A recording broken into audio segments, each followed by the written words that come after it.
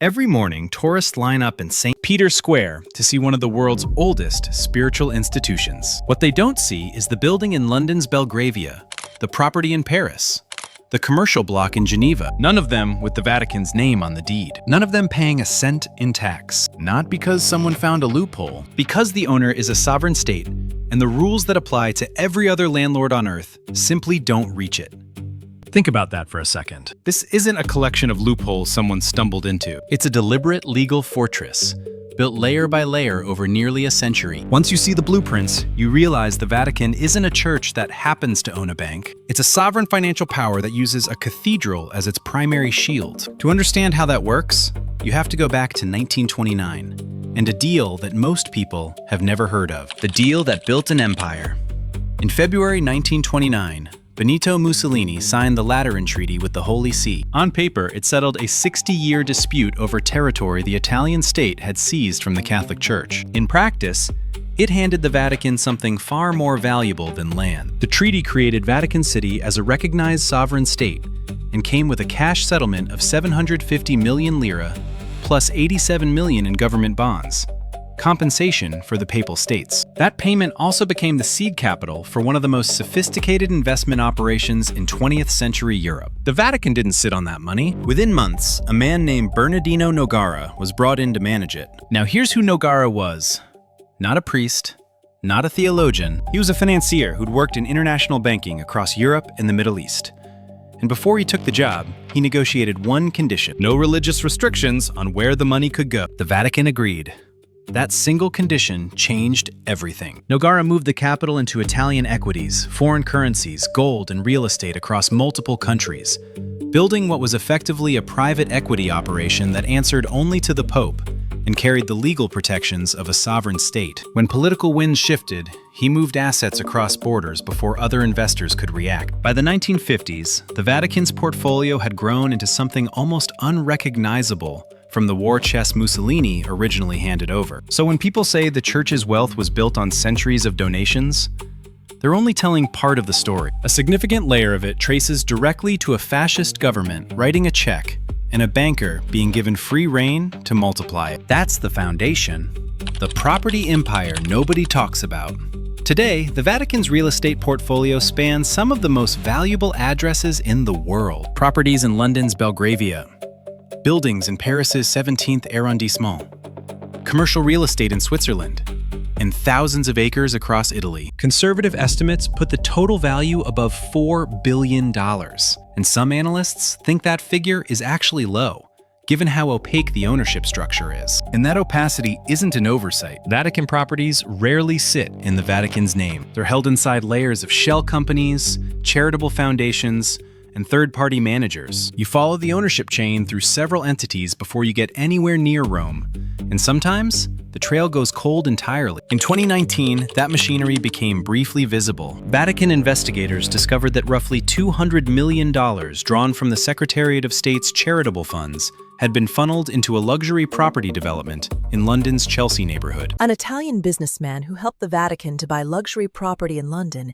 in a controversial deal has been arrested by Vatican police. The money moved from Vatican accounts into offshore structures in Luxembourg and the Cayman Islands, passing through a Maltese financial broker who collected millions in fees along the way. Those funds were supposed to support humanitarian work. Cardinal Angelo Becciu was indicted in connection with the deal, becoming the first sitting cardinal in history to face criminal charges inside a Vatican court. He was convicted in 2023. But what the trial actually exposed wasn't just one bad transaction. It was a pattern. Vatican money moving through opaque international structures, generating fees for intermediaries, with minimal internal oversight and no external regulator with the power to intervene. The Chelsea scandal wasn't a unique crime by rogue actors. It was the Vatican's normal financial machinery, operating exactly as designed, with enough documentation surfacing that outsiders could finally trace the money. The offshore routing, the layered ownership, the charitable funds deployed into commercial property deals,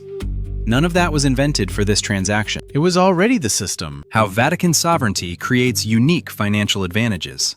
The real estate portfolio is the part you can photograph. The Vatican Bank is the part that makes the whole structure permanently untouchable. The Institute for the Works of Religion, the IOR, was founded in 1942 and currently holds somewhere between $5 and $6 billion in assets. It functions like a private bank, managing accounts for clergy, Catholic institutions, and Vatican employees. But the legal framework it operates under is one no commercial bank anywhere in the world shares. To understand why, you need to understand how financial regulation works for everyone else first. The Financial Action Task Force, the FATF, is the international body that sets anti-money laundering standards. It doesn't have an army. What it has is the power to graylist or blacklist countries that don't comply with its rules, which makes it nearly impossible for those countries to access international banking systems. That threat alone keeps most governments in line. Banks in member countries are legally required to verify customers, trace where money comes from,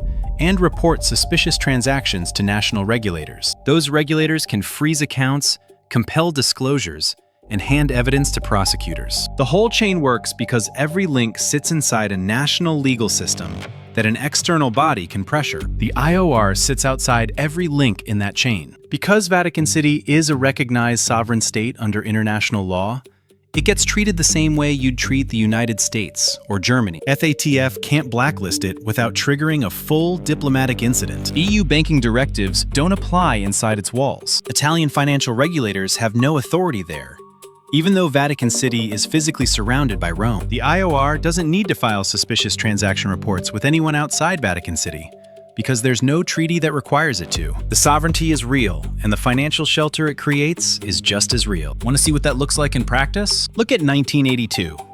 The Banco Ambrosiano, an Italian private bank with deep ties to the Vatican, collapsed. Around $1.3 billion had vanished from its accounts. The bank's chairman, Roberto Calvi, was found hanging under Blackfriars Bridge in London. Italian investigators called it suicide. A later inquest ruled the death couldn't be determined. The Vatican Bank had been Banco Ambrosiano's main shareholder, and the IOR had issued letters acknowledging financial relationships with the shell companies at the center of the missing funds. The Vatican denied legal liability. It then paid $244 million to Banco Ambrosiano's creditors and called it a goodwill gesture, not an admission of guilt. The money moved.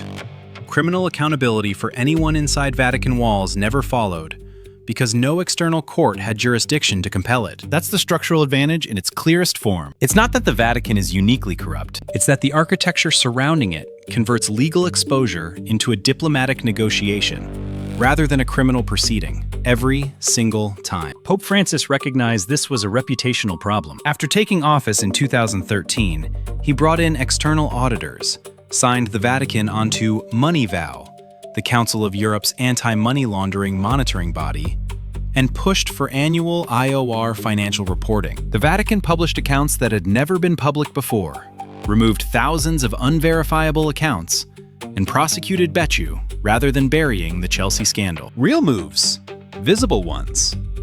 But MoneyVal's 2022 assessment told the more complete story. Auditors flagged serious remaining gaps in what's called beneficial ownership transparency. In plain terms, when money moves through a company or a foundation, regulators need to know who actually owns and controls that entity at the end of the chain, not just the name on the paperwork. Without that, shell structures become permanent hiding spots. The Vatican still wasn't fully disclosing those ultimate owners, which means the layered property networks from Act 2 remained exactly as opaque after the reforms as before. And here's the deeper problem. MoneyVal can publish assessments and flag deficiencies, but it can't compel the Vatican to change anything. It can recommend. The Vatican decides whether to act. That's a fundamentally different relationship than the one MoneyVal has with every EU member state, where non-compliance carries real legal consequences. No external government can compel the IOR to disclose account holders. No foreign regulator can freeze Vatican assets without the Vatican's cooperation. No prosecutor outside Vatican City can bring charges against IOR staff for conduct inside those walls. Sovereignty isn't a shield the Vatican picked up somewhere along the way. It's the foundation the entire financial operation was built on. Deliberately. Starting with Nogara's mandate in 1929 and running through every property deal, every offshore structure, and every settlement paid without admission of fault since then. The reforms under Francis adjusted the surface. The structure underneath remained exactly what it was designed to be. So let's put it plainly. The Vatican built its financial empire on a payout from a fascist government, grew it through offshore property networks that carry no name on the deed, and locked it inside a sovereignty that turns every European regulatory framework into a polite request it can decline. None of that happened by accident. Every layer was constructed by people who understood precisely what they were building and exactly how durable it would be. That's the system running behind the one you're supposed to see. Subscribe for more stories like this and share it with someone who still thinks the church is just a charity.